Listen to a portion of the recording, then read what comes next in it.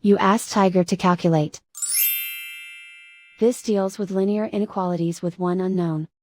The final result is s smaller than -7. Let's solve it step by step. Swap sides.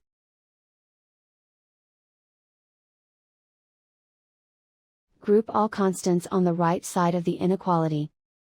Subtract 3 from both sides.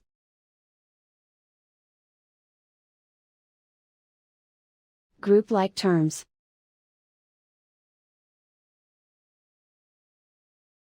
Simplify the arithmetic.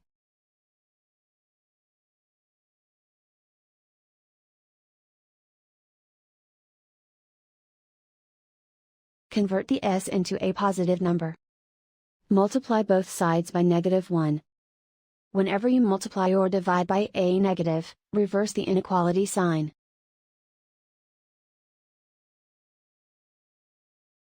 Remove the ones.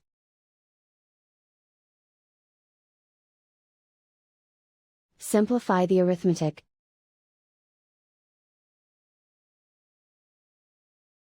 Plot the solution on a coordinate grid.